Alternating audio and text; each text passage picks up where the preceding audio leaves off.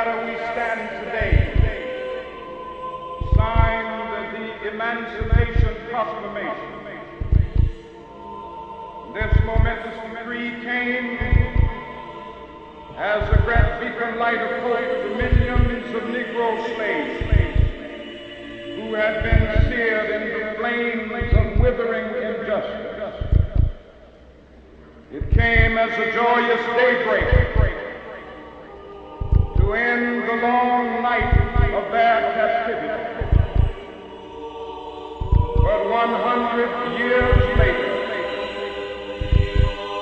the Negro still is not free. 100 years later,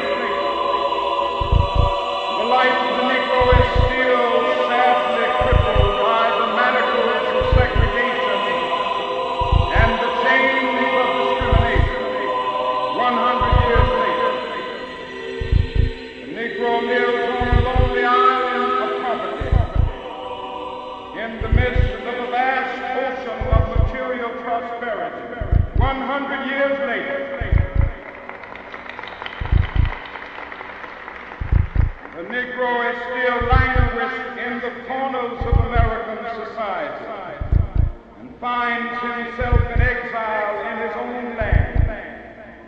So we've come here today to dramatize a shameful condition. In a sense, we've come to our nation's capital to cash a check. When the architects of our republic wrote the magnificent words of the Constitution and the Declaration of Independence, they were signing a promissory note to which every American was to fall heir. This note was a promise that all men, yes, black men as well as white men, would be guaranteed the unalienable rights of life, liberty, and the pursuit of happiness. It is obvious today that America has defaulted on this promissory note insofar as her citizens of color are concerned. Instead of honoring this sacred obligation, America has given the Negro people a bad check, a check which has come back marked insufficient funds.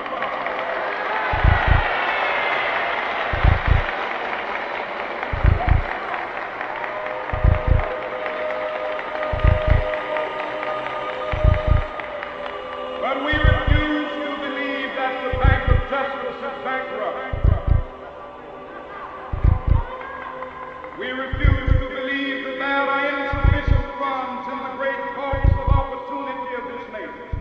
So we've come to cash this check, a check that will give us upon demand the riches of freedom and the security of justice.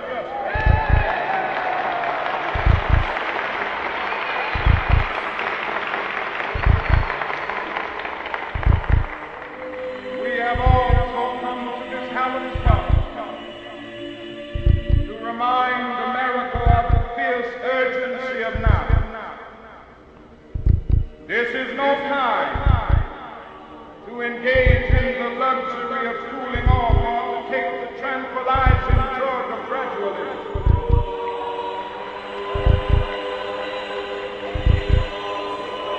Now is the time to make real the promises of democracy. Now is the time to rise from the dark and destined valley of segregation to the sunlit path of racial justice. Now is the time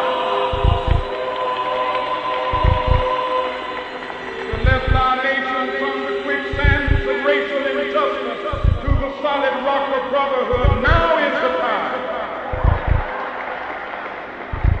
to make justice a reality for all of God's children. It would be fatal for the nation to overlook the urgency of the moment.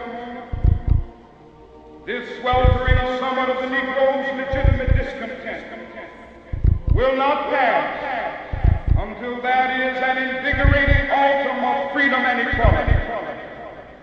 19 1963 is not an end, but a beginning. Those who hope that the Negro needed to blow off steam and will now be content will have a rude awakening if the nation returns to business as usual.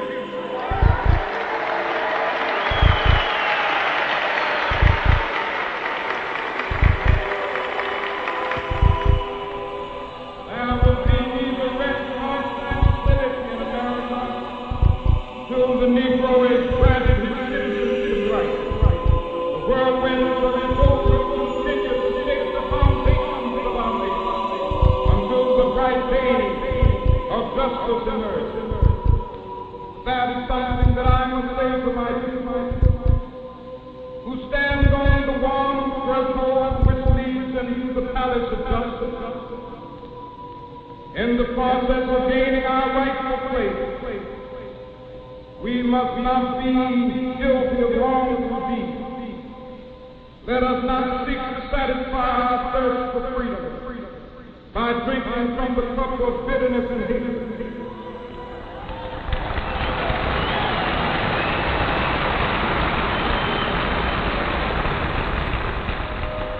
We must forever conduct our struggle on the high plane of dignity and discipline. We must not allow our creative protest to degenerate into physical power. Again and again, we must rise to the majestic height of meeting physical force with soul force. The marvelous new militancy which has engulfed the Negro community must not lead us to raise distrust of all white people.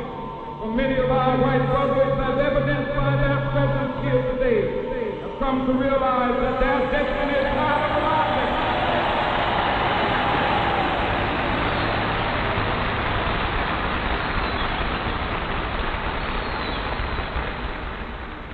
They have come to realize that their freedom is inextricably bound to our freedom. We cannot walk alone. As we walk, we must make the pledge that we shall always march ahead. We cannot turn back.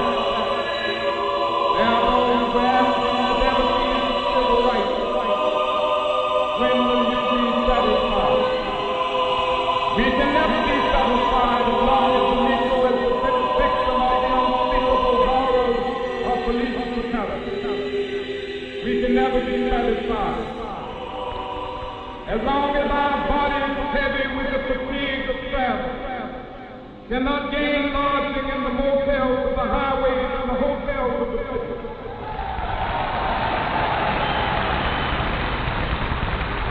We cannot be satisfied as long as the Negro's basic mobility is from a smaller ghetto to a larger one.